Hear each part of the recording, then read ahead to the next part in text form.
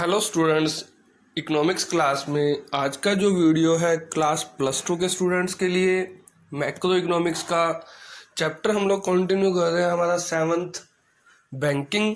और आज का जो टॉपिक है फंक्शंस ऑफ सेंट्रल बैंक का 6th पॉइंट है custodian of nations foreign exchange reserve.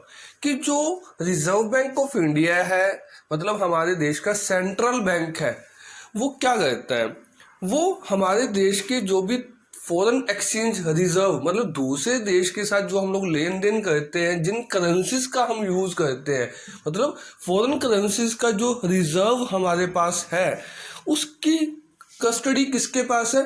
Reserve bank of India के पास। कस्टोडियन का मतलब क्या है? सुरक्षा करने वाला। कि जो रिजर्व बैंक ऑफ इंडिया है, सेंट्रल बैंक है हमारे देश का, वो हमारे देश के फॉरेन एक्सचेंज रिजर्व को सुरक्षा प्रदान करता है। कि मीन्स जो दूसरे देशों के साथ लेन देन में यूज होने वाली जो करेंसी है, उनका जो भी रिजर्व पैसा हमारे पास है, उसको सुरक्षा देने का काम रिजर्व बैंक ऑफ इंडिया का है। तो आज बात करते हैं हम लोग टॉपिक पे।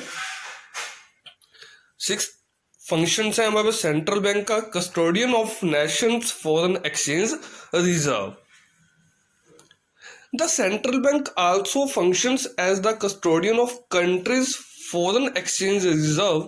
This functions helps the central bank to overcome the balance of payment difficulties and to maintain foreign exchange rate. कि जो केंद्रीय बैंक है, रिजर्व बैंक ऑफ इंडिया है, सेंट्रल बैंक है, वो हमारे देश की फॉरेन करेंसीज के रिजर्व को सुरक्षा देता है। ये हेल्प करता है सेंट्रल बैंक किस चीज को? यह एक पॉइंट वर्ड आया, बैलेंस ऑफ पेमेंट डिफिकल्टीज। तो सबसे पहले हम लोगों ने बात करनी है बैलेंस ऑफ पेमेंट का मतलब क्या है। वैसे तो बैलेंस ऑफ पेमेंट का जो चैप्टर है हमारे पास मैक्रो इकोनॉमिक्स की बुक के अंदर लास्ट चैप्टर है, पूरी डिटेल में हम वहाँ डिस्कस करेंगे, बट मैं जनरली थोड़ा सा आप लोगों को रिव्यू दे रहा हूँ।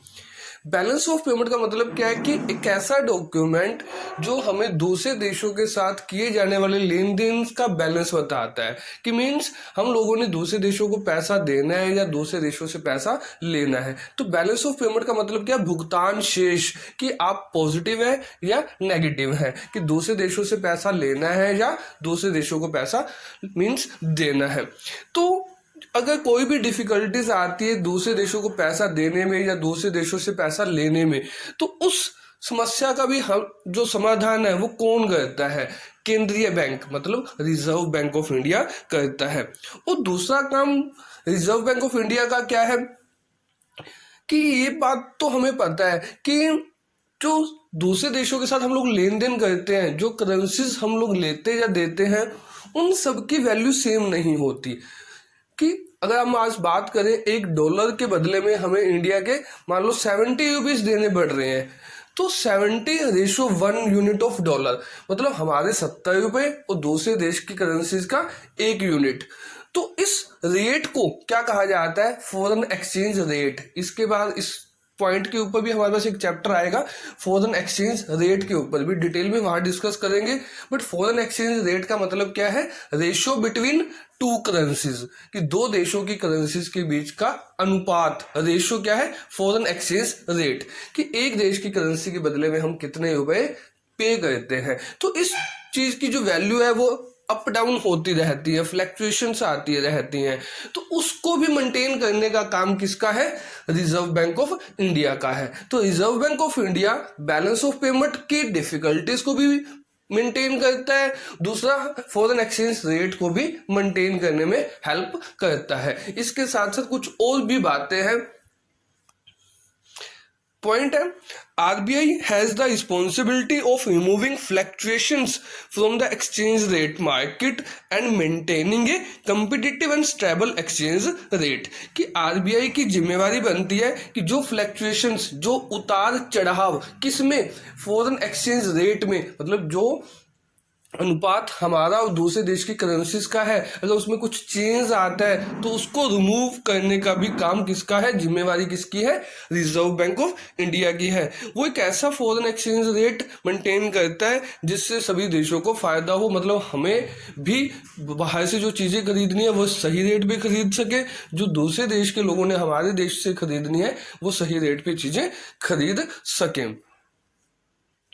RBI functions as custodian of nation foreign exchange reserve. हम लोग पहले बात कर चुके हैं कि दूसरे देश की करेंसीज का जो रिजर्व हमारे पास है, जो भी पैसा हमारे पास डॉलर या अदर किसी करेंसीज के अंदर है, तो उसे सुरक्षा देने का काम रिजर्व बैंक ऑफ इंडिया का है। It has to maintain a fair external value of rupee. हम लोगों ने बात की फॉरेन एक्सचेंज रेट क्या होता है, मतलब हमारे देश के रुपए की वैल्यू दूसरे देश की करेंसीज के साथ क्या है। तो जब हमारा इंडियन रुपया बाहर किसी देश में जाके कुछ खरीदते हैं हम लोग उस पैसे से, तो उसकी बाहर जो वैल्यू है, एक्सटर्नल वैल्यू, वो क्या है, उसको क्या कहा जाता है, एक्सटर्नल वैल्यू ऑफ यूपी। कि मीन्स अगर हमारा 70 रुपीज बाहर किसी देश में जाके $1 की वैल्यू की चीज खरीद रहे हैं, तो हमारे 70 रुपीज वहां के $1 के बराबर है, that is external value of UP. तो इस चीज को मेंटेन करने का काम भी क्या किसका रहता है, रिजर्व बैंक ऑफ इंडिया का होता है। RBI achieves its objective through appropriate monetary and exchange rate policies। कि जो भी दूसरे देशों की करेंसीज के साथ हमारे देश की करेंसीज के साथ जो भी लेन देन है उनको मेंटेन करना, या यहाँ पे इंडिया के अंदर फॉरेन करेंसीज के रिजर्व को बनाए रखना, एक्सटर्नल वैल्यू को सेटअप करना, तो ये सारे ऑब्जेक्टिव्स कैसे पूरा करता है RBI, reserve bank of India. Reserve bank of India in चीज़ों को मेंटेन करने के लिए मॉनेटरी मतलब मौद्रिक नीतियां, एक्सचेंज रेट पॉलिसीज, कि जो दूसरे देश के साथ जो लेन देन है उनके लिए भी, और जो इंडिया में पैसों का लेन देन है उनके लिए बहुत सारी पॉलिसियां मेंटेन करता है, जिससे वो दूसरे देश की करेंसीज के रिजर्व को बनाए रखेगा और दूसरे देश की करेंसीज के साथ हमारा लेन देन है, कितना पैसा देना है या लेना है, उसको मेंटेन करेगा। तो इस तरह हम लोगों ने बात की कि आरबीआई हमारे देश के अंदर दूसरे देश की करेंसीज के रिजर्व को मेंटेन करता है, उन्हें बनाए रखता है, उन्हें संभालता है। तो हमारे पास यहाँ टॉपिक खत्म होता है। Custodian of nations foreign exchange reserve मतलब फंक्शंस ऑफ सेंट्रल बैंक। तो नेक्स्ट वीडियो में नेक्स्ट टॉपिक के साथ मिलते हैं।